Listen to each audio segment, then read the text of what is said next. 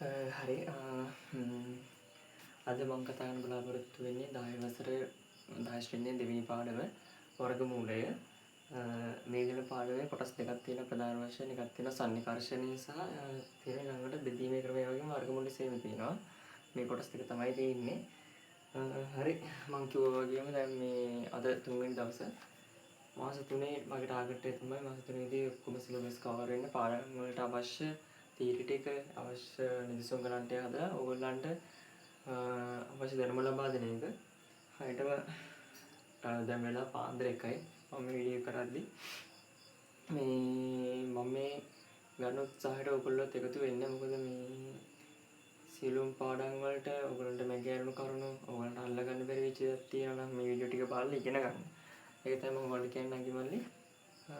හරි. අද පාඩම වර්ගමූලය.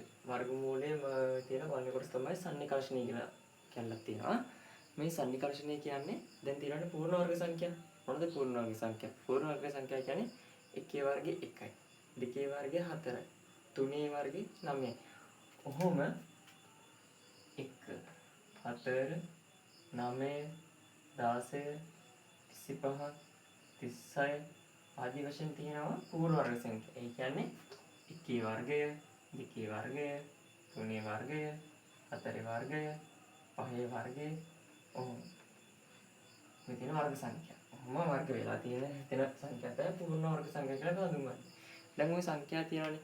මෙන්න මේ ඔය දැන් හිතන්න මම ගන්නවා මේ 4යි 9යි. 4යි 9යි. මේ සංඛ්‍යා දෙක ගත්තොත් ඕන දෙයක් ගන්න පුළුවන්. 9 16 ගන්න, 16 25 ගන්න. එහෙම ළඟ සංඛ්‍යා දෙයක් ගන්න. දැන් මේ 4යි 9යි අතර තව සංඛ්‍යා තියෙනව නේද? ඒ කියන්නේ 4 ඉඳන් 9 යනකම් යද්දි 5 6 7 8 යන සංඛ්‍යා ටික තියෙනවනේ. අන්නේ සංඛ්‍යා. දැන් මේ තියෙන්නේ පූර්ණ වර්ග සංඛ්‍යා මේවා නිකිල. දැන් මේක නිකිල කියන්නේ මේගොල්ලෝ වර්ගමූලයෙන් කියන්නේ නිකිල සංඛ්‍යාව. හැබැයි එන්නේ මේ අතරමැද තියෙන සංඛ්‍යා ටික තියෙනවනේ.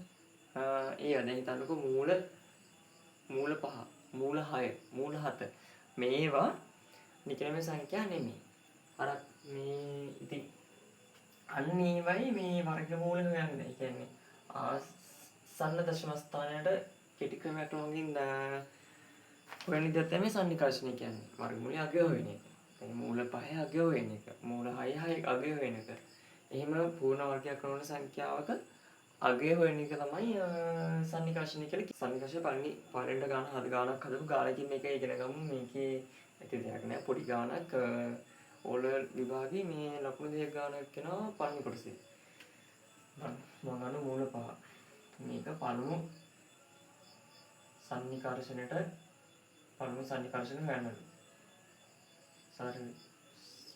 සන්නිකර්ෂණයට අගය සොයන්න.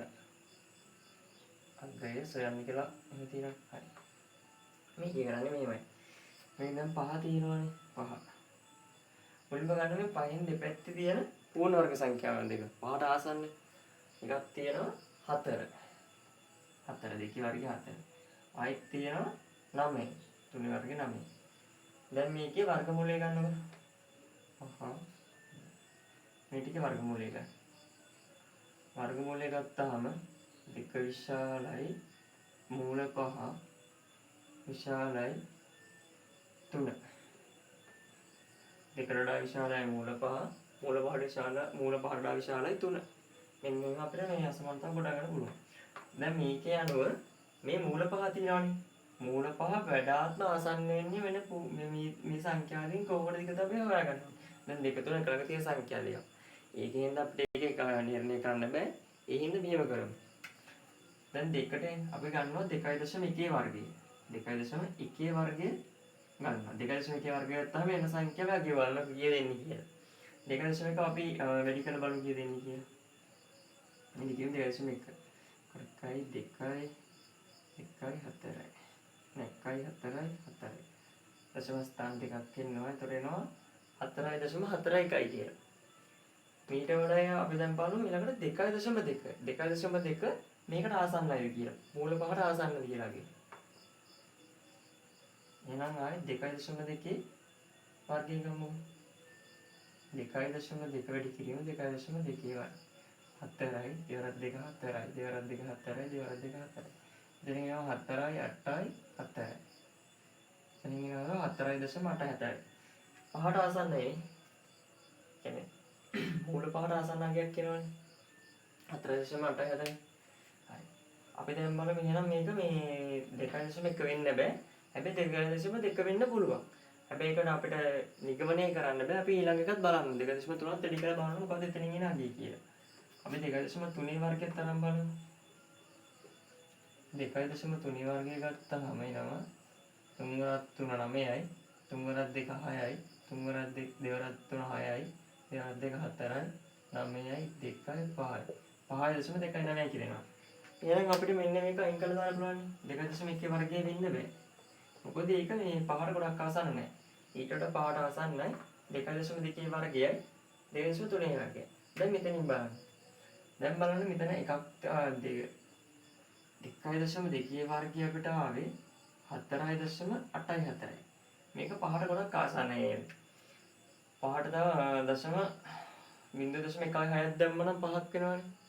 ඒකට තව ඕනේ එකතු කරන්න ඕනේ ධන 0.16ක්. නෝ 5 හැදෙනවා. දෙන්නට බලන්න 2.3 වර්ගය. 2.3 වර්ගය දිනවනේ. මේකේ දෙන 5.29. මේක අපිට පහ කරන්න නම් 0.29ක් අඩු කරන්න වෙනවා. එහෙම බැලුවොත් මෙතන ටික ලොකු සංඛ්‍යාවක් මේට සාපේක්ෂව ලොකු සංඛ්‍යාවක් අඩු කරලා තියෙනවානේ. එහෙනම් මේ වඩාත්ම ආසන්නක තමයි අපි මේකට ගන්න. වඩාත්ම ආසන්නක තමයි 2.2 වර්ගය. 4.84. එහෙනම් මේක පළවෙනි සන්නිකර්ෂණය තමයි මේ. පළමු සන්නිකර්ෂණය තමයි 2.2 වර්ගමූලය. 2.2 වර්ගමූලය සමාන ආසන්න වශයෙන් සමාන මූල පහට. ඒ කියන්නේ 2.2 සමානයි ආසන්න වශයෙන් මූල පහට. එතකොට මේක තමයි මූල පහේ පළමු සන්නිකර්ෂණය. අන්න ඒක එහෙම තමයි තර්ක කරලා ගන්නෙ. ආසන්න අගය ගන්න. ඊළඟම මේ එම අපිට දීලා තියෙන වර්ගමූල සංඛ්‍යාවට දෙපැත්තේ තියෙන ආසන්න පූර්ණ වර්ග සංඛ්‍යා දෙක හොයාගන්න. ඊට පස්සේ ඒ දෙකෙන් ආසන්නතම පූර්ණ වර්ග සංඛ්‍යාව, ඒ කියන්නේ එම වර්ගමූල සහිත සංඛ්‍යාව ආසන්නත පූර්ණ වර්ග සංඛ්‍යාව හොයාගන්න. ඒක අනුව ටිකක් වැඩි කියලා බලන්න අගයන් දෙක තුනක් අරගෙන මොකක්ද වැඩිම සමාන වෙන්නේ. අන්න ඒක තමයි මේකේ පළමු සන්නිකර්ෂණය කියන්නේ. මම තව ගානක් හදන්න ඉක්මනට මට කියන්න දෙයක් තියෙනවා. දැන් මේ මම දැම්ම 11 වසරේ තාත්වික සංඛ්‍යා කියන පාඩමේ වීඩියෝ එකක්. එක විනාඩි 24ක් ගියා. මේ මොකද මම දවල් දවසේ නැහැ. දවල් දවසේ මට ඉගෙන ගන්න වැඩ තියෙනවා. තව මම තව පොඩි ජොබ් එකක් කරනවා. ටිකත් එක්ක නැහැ හින්දා. මේ මට මේ වීඩියෝ එක අප්ලෝඩ් කරගන්න හිනෙලා ගියා. මොකද මම ෆෝන් එකෙන් තමයි මේ වීඩියෝ ඔක්කොම කරන්නේ. ඒකෙන් මම තීරණය කරලා දැන් පාඩම් වලින් කොටස් වීඩියෝ එකවල එකම දවසින් දාන්න. මම හිතන්නේ ඒක ඔයගොල්ලන්ටත් ලේසියි. මොකද වැඩිපුර වීඩියෝ එක දික්ුණොත් ඔයගොල්ලන්ට බලන්න කම්මැලි වෙන්න පුළුවන්. ඒ හින්දා අපි ළඟ බලමු මූල 67. මූල 67 පළමු සන්නිකර්ෂණ හොයන්නේ කොහොමද දැන්? දැන් ඔයගොල්ලෝ කියන්නේ. හරි 67 ගන්නකො.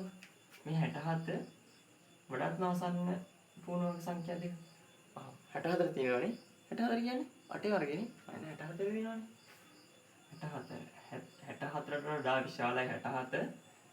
64ට වඩා විශාලයි ළඟට දැන් 8නේ මෙතන තියෙන 8 වර්ගනේ 64 කියන්නේ එහෙනම් 9 වර්ගනේ වෙන්න ඕනේ. 81. දැන් දෙපස්සෙන් වර්ගමූල ගන්නකො. දෙපස්සෙන් මේව වර්ගමූල ගත්තාම මෙතන තියෙනවා 8ට වඩා විශාලයි මූල 64ට වඩා විශාලයි 9 කියන. දැන් ගත්තොත් හොඳට බලන්න මේ 8ට නේද ගොඩක් ආසන්න තියෙන්නේ. 9ට වඩා 8 ආසන්නයි නේද? හොඳට බලන්නකො. මේ එතන 64 81යි. සෙකන්ඩ් එක ලොකු ගැප් එකක් තියෙනවා. මෙහෙම තුරන්නේ 67යි 64යි. මෙතන තුනක ඉන්න තුනක වෙනසක් නෙදී. තුනක් සෝරි 64ක් තුන 67 එනවනේ. එහෙනම් මේක නිකන් මේකට ආසන්න පූර්ණ වර්ග සංඛ්‍යාවට කියලා ගන්න. එහෙම අරගෙන බලන්න 8.1 ඉඳලා වැඩි කරලා බලන්න. 8.1 වර්ගයට එන අගය බලන්නකො. අපිට 8.1 වැඩි කරාම ගන්න පුළුවන්. වැඩි කිරීම මේක සුළු කිරීම ඉක්මනින් කරගන්න පුළුවන් තරමට ඔයගලන්ට ලේසි හිතින්ම වැඩි කිරීම කරන්න. මෙතන එනවා 65.6 කියලා. 65.6 කියනවා. 1 8යි 8යි 4යි 1යි 16යි 65.6 කියනවා. අපි තව එකක් වැඩි කරලා බලමු. 8.2 වර්ගය 8.2 වර්ගය අපිට ගත්තට පස්සේ ගන්න පුළුවන් 8.2 වැඩි කිරීම 8.2 නේ 4යි 8 වරක් 2 16යි 8 වරක් 2 16යි 8 වරක් 64යි.